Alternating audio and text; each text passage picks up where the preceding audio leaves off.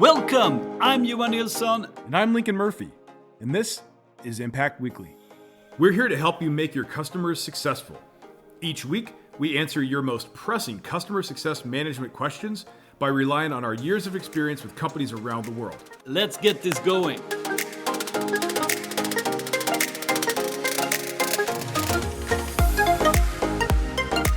Hey, welcome back. It's time for Impact Weekly. We have a new situation, a new question, and let's dig in. Here it comes. So, one of my least favorite things is to deal with customers that are really pushy and want to negotiate discounts. I've had several customers now threatening to cancel unless they get a better deal at renewal.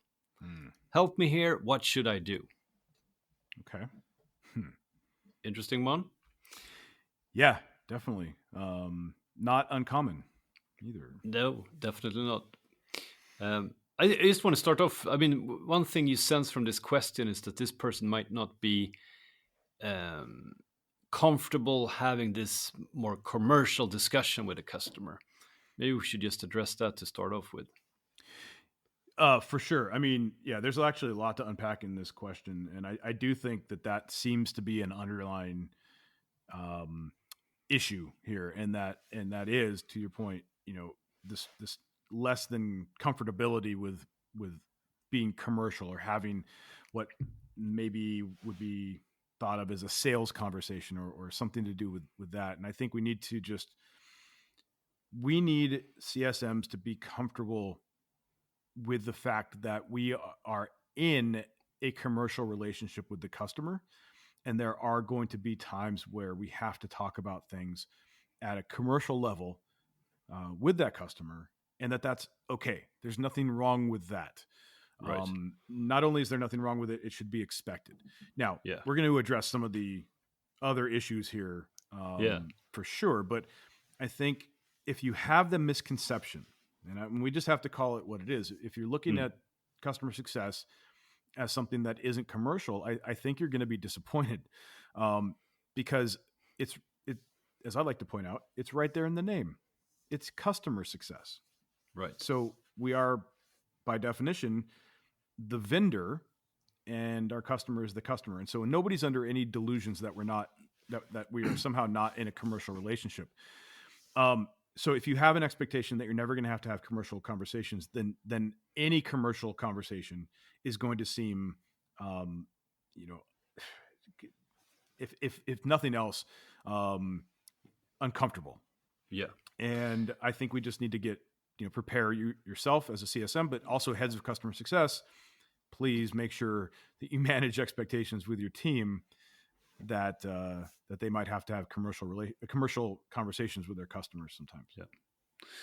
No, but I think we just take that off the ground. So I mean, that's one part of it. But even if you're aware of that, you can sense from this question that this person needs help and advice, anyways. For sure. So let's. What can they be? Let's talk about what are the motives behind this customer? Why do a customer reach out or ask for this? What can we say about that? Well, I mean, we can there's lots of reasons why your customer will reach out to ask for a discount. There's legitimately that they're in a tough spot. Maybe they're just trying, they whatever, but we actually have 5 kind of very specific reasons that a customer will reach out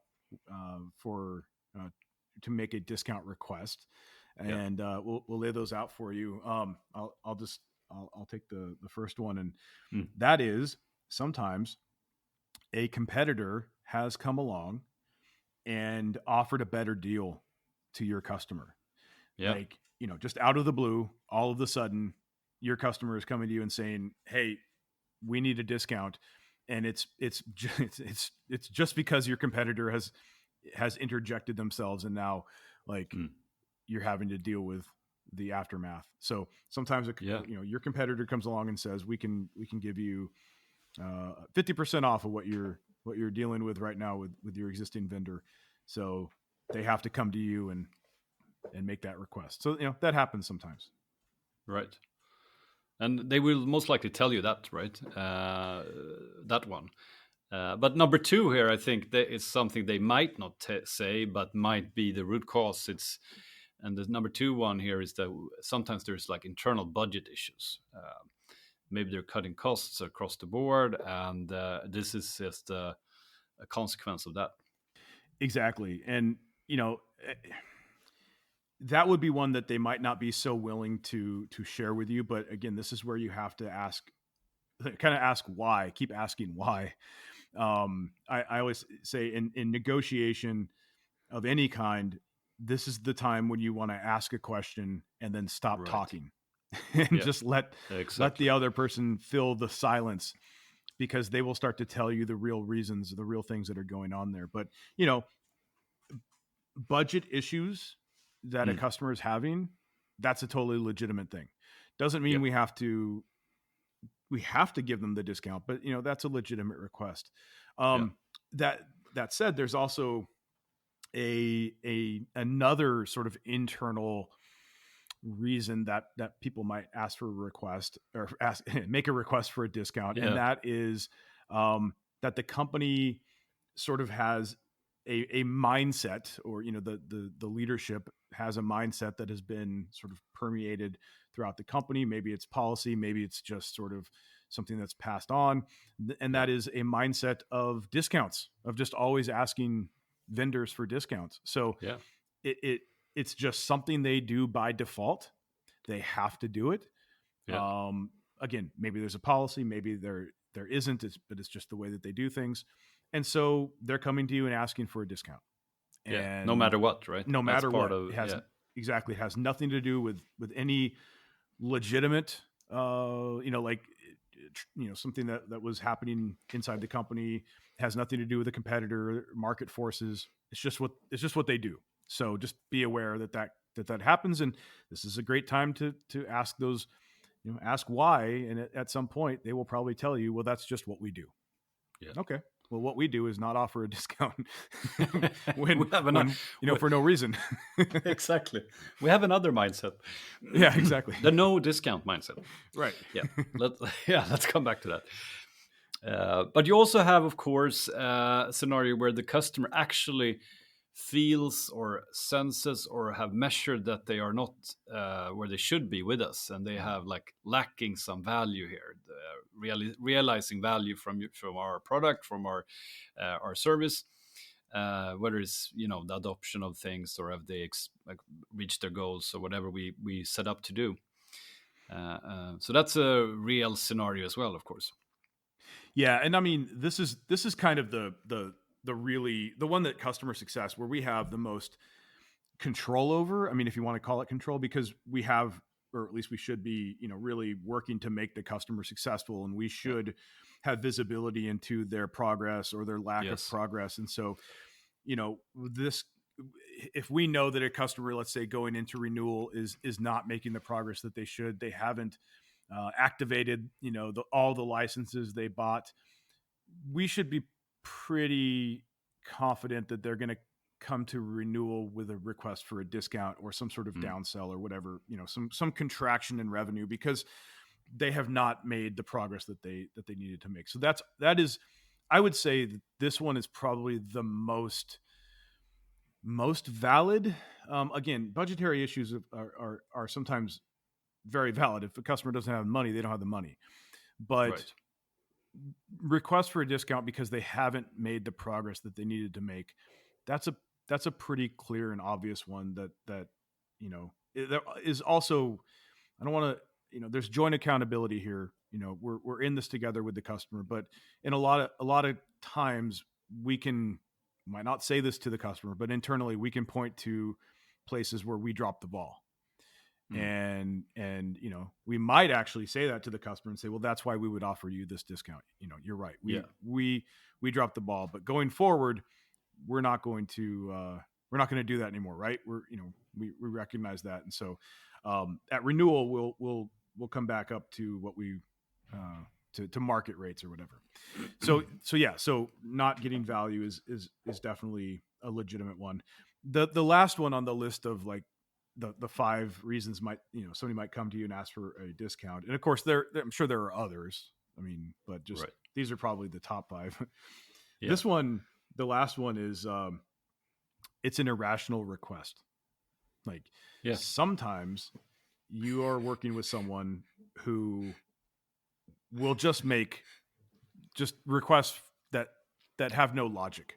And I always say one of the easiest ways to just burn yourself out is trying to apply logic to illogical situations, or to respond logically to somebody who is making an illogical request. And the example we were talking about before we started recording was, somebody that's trying to negotiate down from $50 a month to $48, and we both sort of had that idea because we've both been there, done that with people that are just, it's like, where is this coming from? This makes no sense.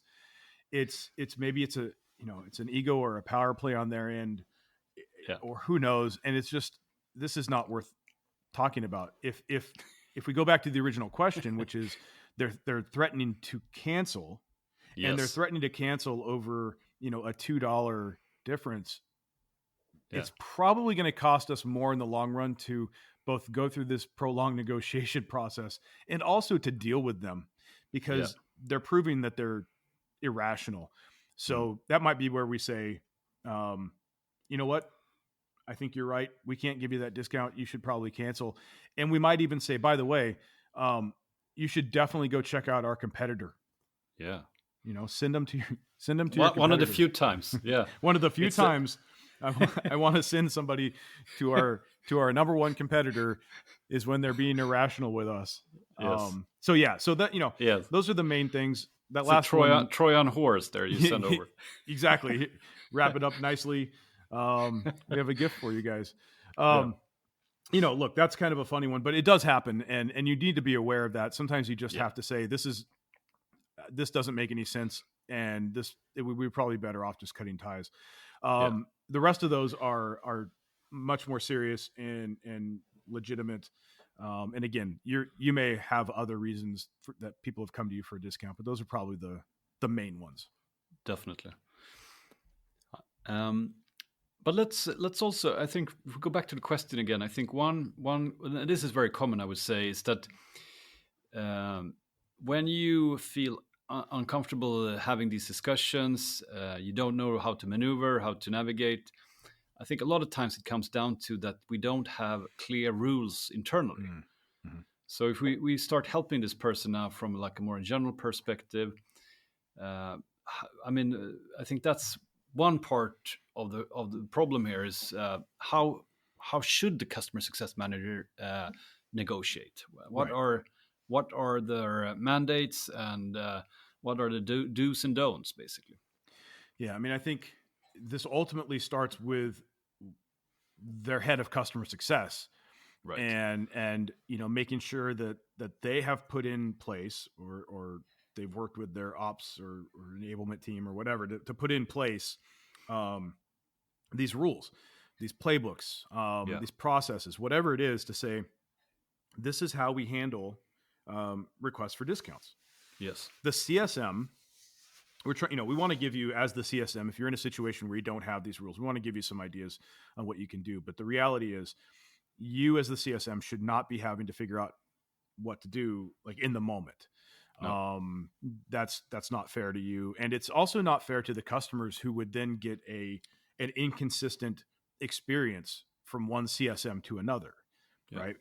If you're not comfortable with talking about this and you're going to provide your customer with a completely different experience than a CSM who likes to negotiate and is willing to push back, and their customer might not get discounts and your customer might get that discount because you just want to kind of appease them and move on. We need some consistency there.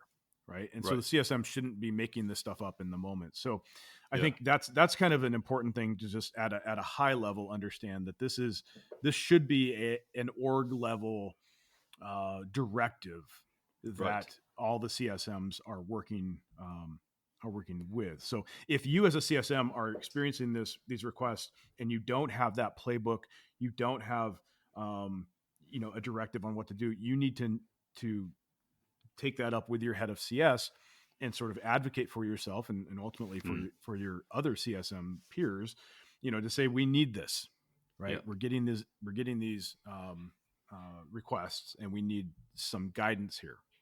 Right. And I think as a head of CS, if you're head of customer success and you get a lot of asks from your team, how should I deal with this? They forward emails to you. They need your help in these type of negotiations. Take that as an opportunity to set some rules. It's better to have some rules so they can act in the moment and not always have to come back or check things, because that's really bad, both because you kind of lose your momentum in the discussion with the customer, and the customer will sort of already expect some sort of discount, or they expect to get something if you have to check all the time. So that's not a good behavior for anyone, that the customer success manager always have to check if they can do this or that. So and to get them to become more independent and to be able to face these negotiations, discount discussions, they need to know the rules. For sure. And I think one of the things that comes up a lot with CSMs, because people that get into customer success in general tend to be people that want to help, right. And that's great. That's like one of the awesome things about CSMs. And one of the awesome things about being a CSM is that you get to help your customers as they evolve and grow. But what comes along with that is a tendency to fall into what I call people-pleasing patterns, which really just comes down to agreeing to things with a customer that is ultimately not good for anybody involved. You as the CSM, the rest of your team, your company, and ultimately the customer as well. We want to make sure that we aren't falling into those people-pleasing patterns by agreeing to things in the moment. So as much as we don't want to have to always go ask our manager, if we don't have those directives in place, we don't know what the rules are, well, then that is a time to say, look, I'm not sure how we, I understand what you want. I need to go talk to my manager. I don't know what we're allowed to do. And don't just agree to something, right? Actually take a moment, stop, and then say, let me go check on that and I'll get back to you. So if you don't know, don't agree to something, I guess is the point.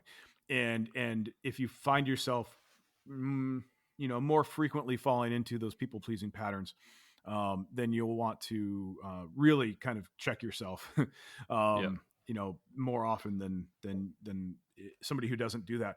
But again, if we're in a position of, if we're a CSM because we like to help, it's very easy to fall into that trap. So just make sure you're not doing that. At the same time, to your point, Johan, you don't want to always have to go ask your manager, and you certainly don't want to always say, let me go talk to my manager. If the answer is going to be, no, we can't do that. Like, if you can't give a discount, just be transparent, be upfront about that. Like, that's exactly, we can't do that right now. Yeah. But Johan, you were talking about before we went on the air here. Yes. What should you do what's an option that you might have if you can't offer a discount? Right. No, but I think the main points, or a simple rule of thumb when you negotiate, is that you need to communicate clearly if there is a no, but you also want to. This is a customer. They are, depending on how valid their ask is, they still have done that ask.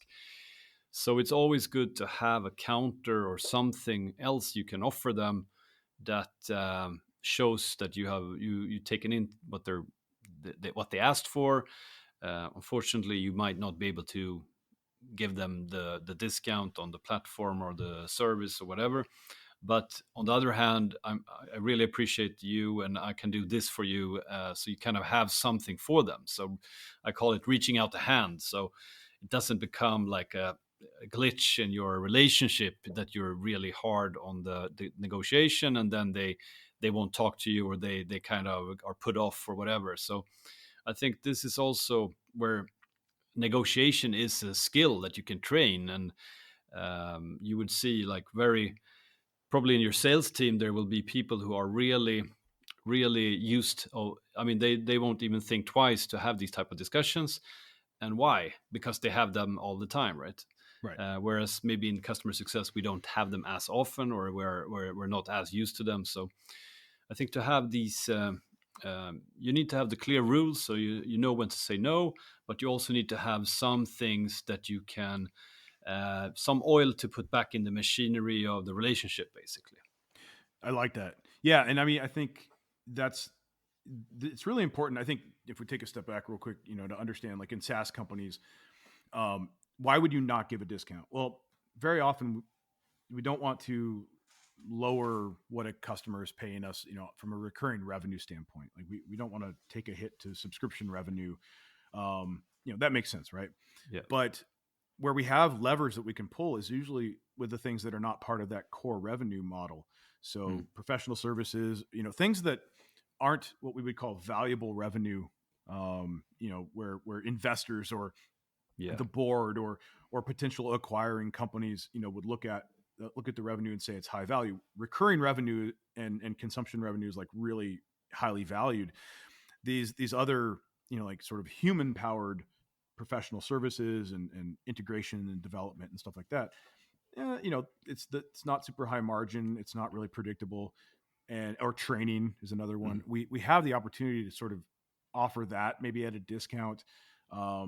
That's going to not take a hit on the recurring revenue. And now it makes the customer feel like you gave them something valuable in return. So that's something to just kind of understand, like why might the company you work for not want to give a discount on the core product?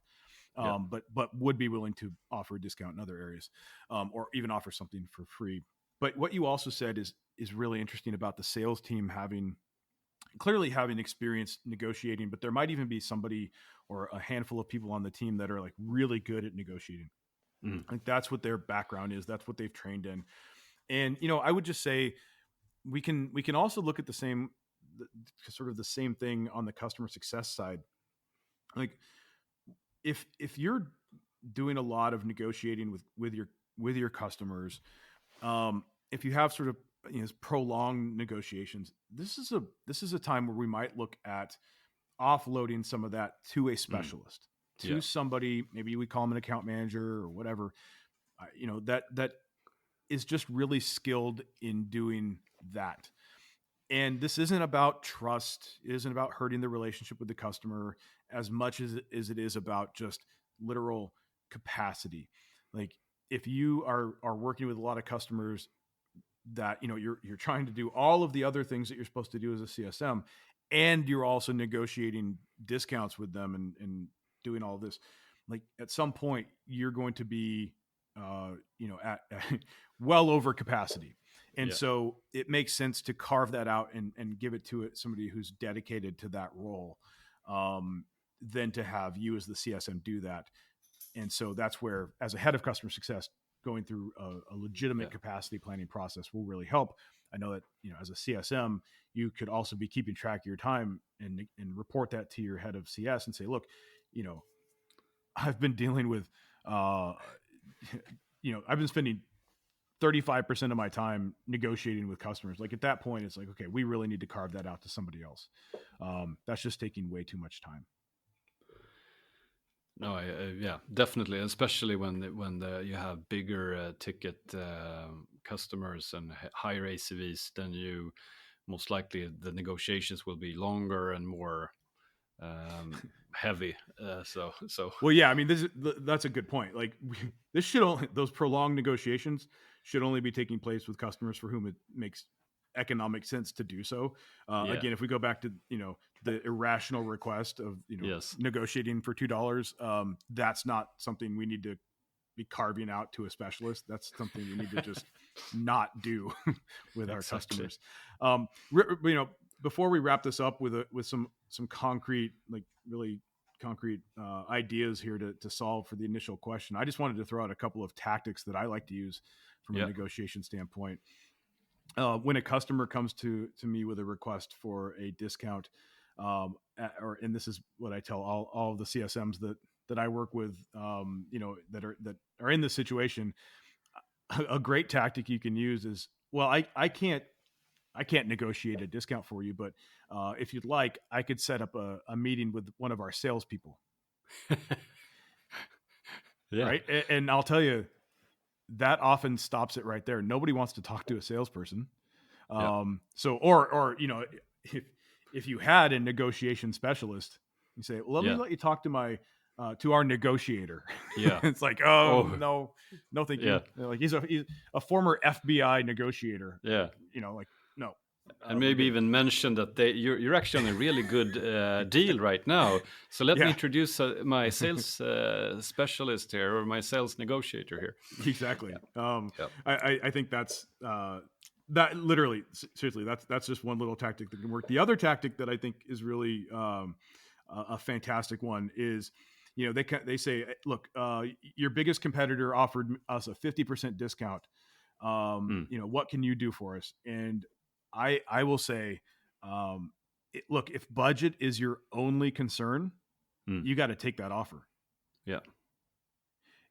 You say, well, you just sent them to a competitor. Well, number one, I just sent them to a competitor for 50%. Like, that competitor is probably not going to make any money off that. There's probably some, that's not good. Some not going to be good for anybody. But what I really did there was I said, if budget is your only concern. Yeah. Now, if I'm working with price sensitive customers and I know that budget is legitimately their only concern, I might rethink that strategy. But in most cases, budget is not the only concern. And that will cause people to take, oh yeah, you're right. Yeah. Think about what kind of service they're going to be able to give you paying 50% less. And the switching cost and all that. And all of that, right? So all of a sudden, okay, you're right. Anyway, just a couple little tactics that you can use there. But let's get into... Maybe we should just mention also quid pro quo. I think it's important. I mean, that's... also, if they ask for a discount, or if they ask for a lower per seat price or something, of course you should always maybe, and this is again coming back to the rules and in the playbook.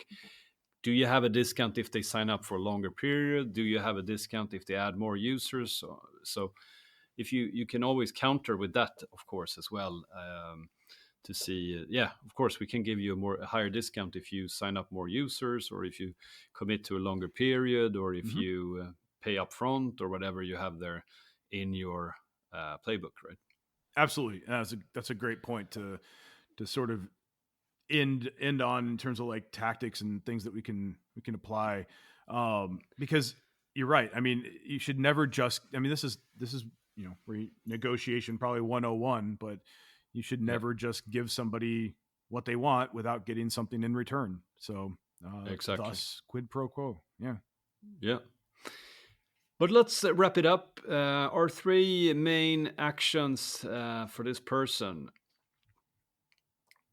So I would say, just number one is ask the customer to elaborate.